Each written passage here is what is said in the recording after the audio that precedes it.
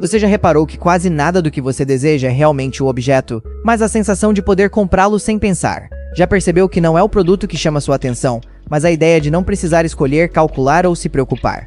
O mundo moderno te ensinou a desejar coisas, mas raramente te ensinou a observar o que está por trás desse desejo. Você não quer o carro, você quer o silêncio mental que imagina sentir ao não depender de transporte ruim. Você não quer a casa maior, você quer a ausência da sensação de aperto, de limite, de falta. Você não quer roupas caras, você quer atravessar um ambiente sem se sentir diminuído, invisível ou julgado. O objeto é apenas o símbolo mais visível de algo invisível. Segurança, controle, autonomia, dignidade. Mas como símbolos são mais fáceis de vender do que ideias, você foi treinado a confundir meios com fins. E essa confusão cobra um preço psicológico alto, silencioso e constante.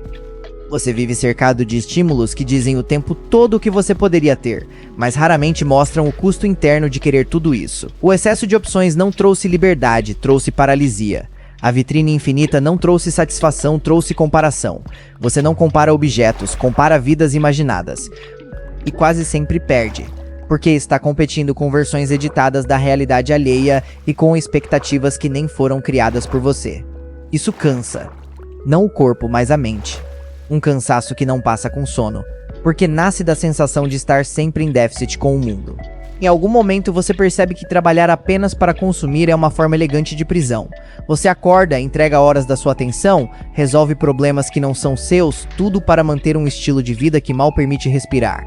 Não porque você ama o que consome, mas porque tem medo do que sente quando não pode consumir. O desconforto não está na falta do objeto, está na sensação de impotência que surge quando você percebe que não tem escolha real. A liberdade que você imagina não está no cartão passando sem limites, mas na tranquilidade de saber que você não está à mercê do próximo imprevisto. Existe algo profundamente solitário em desejar poder comprar tudo, porque no fundo, isso revela um desejo de não depender de ninguém, de não pedir, de não explicar, de não justificar. É o desejo de autonomia absoluta em um mundo que constantemente te lembra da sua fragilidade. Você não quer status apenas para ser visto, quer status para não ser questionado, para não ser tratado como descartável, para não ser interrompido pela ansiedade de contas, prazos e comparações. O dinheiro, nesse ponto, deixa de ser apenas recurso e vira anestesia existencial. Mas há um detalhe incômodo que raramente é dito em voz alta. Quanto mais você organiza sua vida em torno da possibilidade de comprar tudo, mais sua identidade começa a depender disso. Sem perceber, você começa a medir seu valor pela sua capacidade de pagar. Sua autoestima oscila junto com seu saldo. Sua paz depende de números que não dormem, não descansam e nunca parecem suficientes. E mesmo quando a condição financeira melhora, a mente não acompanha na mesma velocidade. A insegurança aprende rápido a se disfarçar de ambição. Você começa a fugir do silêncio, porque no silêncio surgem perguntas que não cabem em parcelas. Perguntas sobre propósito, tempo, escolhas adiadas. Então você se mantém ocupado, informado, entretido. Compra pequenas distrações, assina serviços, troca de objetos, como quem reorganiza móveis para não encarar um quarto vazio. Não é que você ame consumir, é que o consumo preenche temporariamente a sensação de estar parado por dentro. É uma fuga sofisticada, socialmente aceita, até incentivada. Ninguém te chama de perdido quando você está comprando. Te chamam de cliente. Em algum ponto do caminho, fica claro que o problema nunca foi querer conforto. O problema é quando o conforto vira substituto de sentido. Quando a condição financeira deixa de ser uma base e vira um objetivo em si mesma. Você trabalha, planeja, calcula, mas não sabe exatamente para quê, apenas sabe que não quer sentir a vulnerabilidade de quem não pode. Isso cria uma vida funcional, mas emocionalmente rasa. Uma vida que funciona por fora e rende por dentro. O confronto não está em dizer que você está errado por querer mais, está em perceber quantas vezes você usa o desejo por dinheiro como desculpa para não enfrentar outras áreas da vida. Relacionamentos adiados, decisões postergadas, conversas evitadas, tudo justificado por um futuro onde, quando eu tiver condição, tudo se resolve. Mas esse futuro raramente chega da forma imaginada. E quando chega, encontra uma pessoa cansada, desconectada, com hábitos de fuga bem estabelecidos. Você não está falhando por querer segurança. Está se enganando quando acredita que ela vem apenas de fora. A condição financeira pode comprar tempo, conforto e opções, mas não compra clareza interna. E sem clareza, qualquer escolha vira peso. O dinheiro amplia quem você já é. Se você está vazio, ele amplia o vazio. Se você foge, ele te dá rotas mais confortáveis de fuga.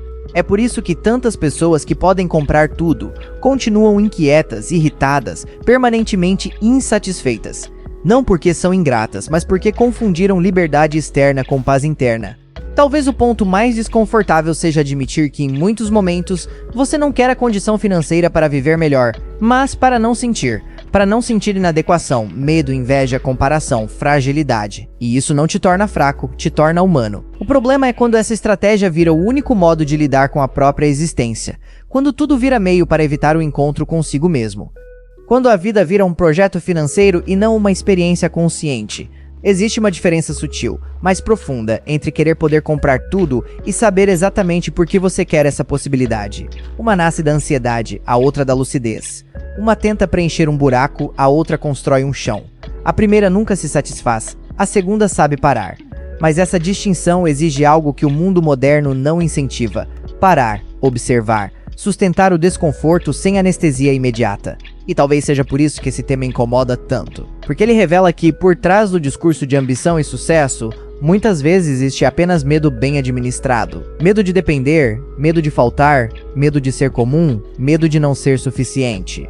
Enquanto isso não é encarado, o desejo de poder comprar tudo continua crescendo. Não como expressão de liberdade, mas como tentativa de controle em um mundo imprevisível. Então a pergunta que fica não é sobre dinheiro, consumo ou objetos. É mais simples e mais difícil ao mesmo tempo. Quando você pensa em ter a condição financeira para poder comprar tudo, o que exatamente você está tentando evitar sentir?